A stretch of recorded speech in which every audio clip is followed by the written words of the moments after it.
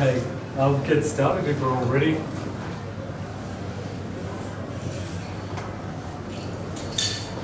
Okay, so yeah, I'm Scott, I'm from Nine Lanterns. I'm going to talk about interactive storytelling, also known as role-playing, games, RPG, scenario-based learning, branching learning, that kind of thing. So this has two parts really. There's the storytelling element, or the narrative element, and then there's the interactive element where you're making decisions. Nine Lanterns is based, well, we do a lot of work in the health sector, so a lot of the research I'm going to talk about comes from there, but it applies generally to e-learning and to storytelling in general. I'm going to, after the first few slides, I'm going to present 16 ideas for scenario-based learning. I'll start off with story or narrative. I'm going to use those two interchangeably here. The main parts of it are time, place, character, and emotion. I think it's character and emotion that set story apart from other kinds of presentation. So I'll be touching on that a lot, especially emotion as part of the power of storytelling. Idea number one, read the work of Melanie C. Green and Timothy C. Brock on narrative. Again, these two are from the medical industry, but a lot of their work has seeped into advertising and education in general. So if you read a lot of this stuff on LinkedIn and that kind of thing, you'll end up finding them somewhere underneath. Narrative has more power to engage than non-narrative communication. This has been done in research, for example, blogs where they present the same information to two different groups. One is just straightforward didactic information, one is narrative, and the narrative is always more engaging, keeps people on the page longer, keeps them scrolling down more. Idea three, narrative transportation can influence an audience's beliefs without them knowing it. Transportation is really just being lost in the story, being carried away. And researchers found that when people are in that state, it's almost like hypnosis, and that if you want to sneak in ideas and beliefs and change attitudes, as you can see from the diagram, it's kind of a sneaking around the back way of influencing people's behaviours and attitudes. The next one, sorry, has that ticked over already? Yep. Okay. Okay, here we go. So, narrative can create it. You got the idea, you read it anyway. A sense of self-efficacy. So, the idea here is that people reading a story or being involved in an interactive story see someone like themselves, a character on screen, faced with challenges maybe the same as their own, and they overcome them. They get a feeling of overcoming it by reading the story or being involved in it. Narrative can create parasocial relationships. That's a fancy way of saying people feel like they've made a friend with the person in the story. If people are isolated, maybe they're facing a situation that none of their friends are in, they feel that they can make a connection to someone in the story, and it's kind of social support. Idea 7, narrative makes attitude change more persistent by engaging at the cognitive and affective level, affective meaning emotions. So the plot involves you, your mind, in plot twists and that kind of thing, and at the emotional level it connects with you there. So it's a little bit more powerful than straightforward presentations. Narrative may not be as suitable for clear, unambiguous information transfer. You might have been wondering why I'm not telling a story here and not taking my own advice. In situations like this where you're trying to present 16 ideas in 20 seconds each, it's better not to use narrative. Idea 9, we've jumped over to scenario now. Read Ruth C. Clark's work on scenario-based e-learning. By the way, if you want to follow up on anything I'm saying here today, on the Nine Lanterns blog, I've put everything up there with the research to back it up. The important thing here is the learner assumes the role of an actor, and I'm going to talk about that a little bit more. Fake branching scenarios can save money. You might think, oh, I can't do branching scenarios, it's too expensive, I have to create media for every single decision. Not the case. Let's say you've got an adventure role-playing game, and you only want to create the media for here and the next choice.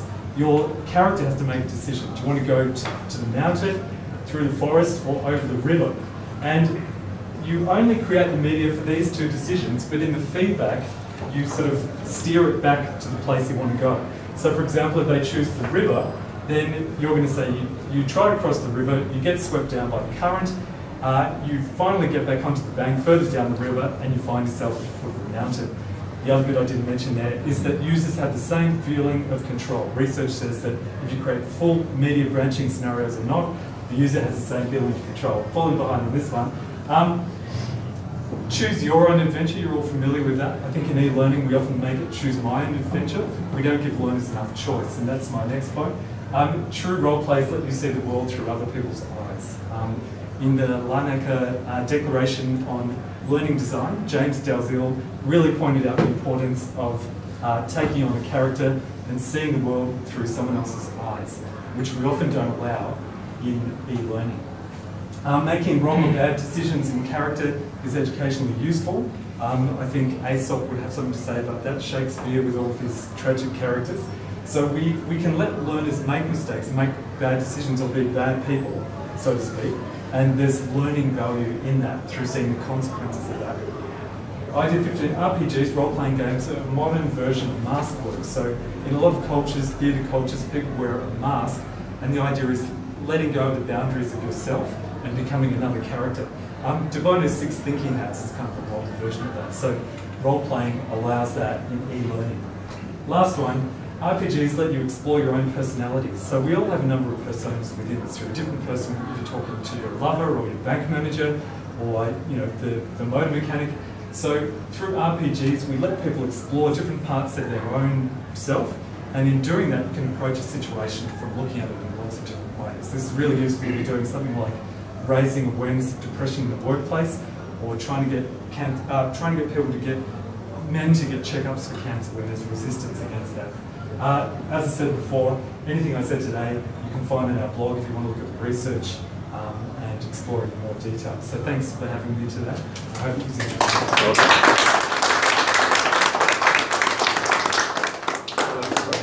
Questions? Comments?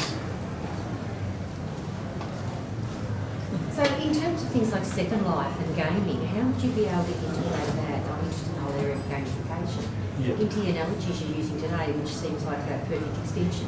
I think it'd be the same thing, the same underlying idea, but it's just a different technology. So the same principles. You probably want to set a goal, because that world is so huge, you probably want to have clear outcomes, what you want the learner to do. But in doing that, allow them freedom and get them, I think you might get them to reflect on any decisions that they made that didn't work out that well. If you're interested in looking at Second Life, Jeffrey Crisp, who's the Dean of Learning and Teaching at RMIT, has a YouTube channel called Transforming Assessment, and his big thing is Second Life. So if you want to have a look on that, it's a good source of information.